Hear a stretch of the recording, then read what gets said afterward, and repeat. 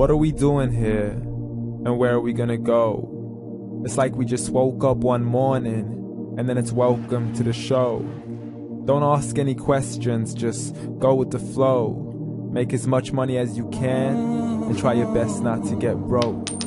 Copy everything you see on the TV, from the hairstyles to the clothes, and don't think too often, just do exactly as you're told. And if you ever get confused, then just turn towards the alcohol. You'll still hear your thoughts, then just turn up the radio as you learn to live a lifestyle of drugs, sex, and rock and roll. But in all honesty, I just need to know, is there more to the cycle than growing and getting old? Living and dying just to leave behind a happy home and a whole lot of property that somebody else is going to own. I just really need to know before the casket's closed, 'cause I'm not willing to gamble with my soul, nor am I ready to take any chances. These are just simple life questions, and I'm just searching for some answers. Like, what are we doing here? And what is our purpose? How did we get here, and who made us so perfect?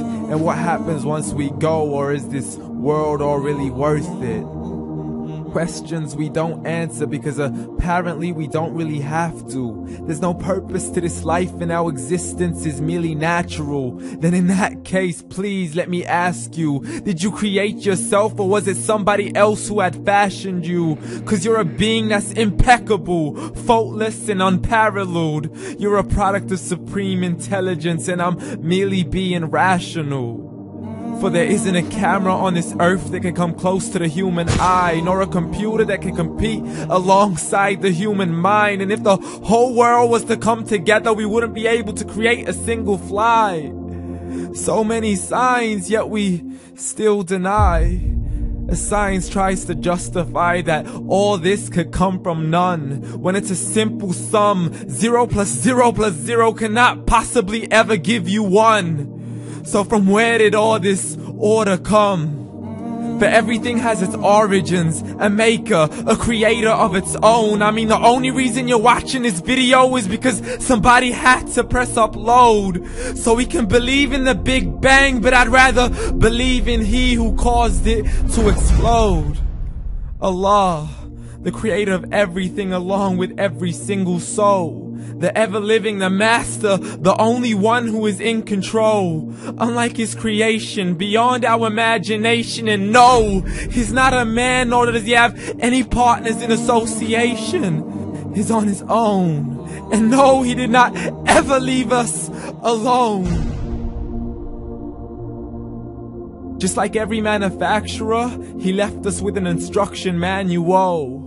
The Quran and Islam, and I'm sorry to jump to conclusions, but it's the only one possible. The only definition of God is the one and only supreme being. It's logical, a book with 0 contradictions, with miracles that are both scientific and historical, all revealed over 1400 years ago. Like the detailed description of the human embryo. The descriptions of the human embryo in the Quran cannot be based on scientific knowledge in the 7th century. To the mountains as pegs holding firm the earth below, and the 2 seas that don't mix in a complete separate flow. To the planets in orbit, alternating night and day as they stay in flow. The expansion of the universe and the creation of everything from H2O.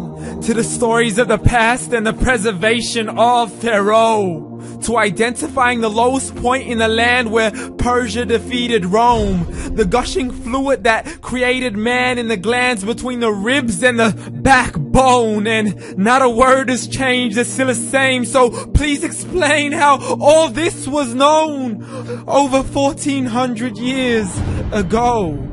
To a man who couldn't read or write, as he would recite whatever the angels spoke.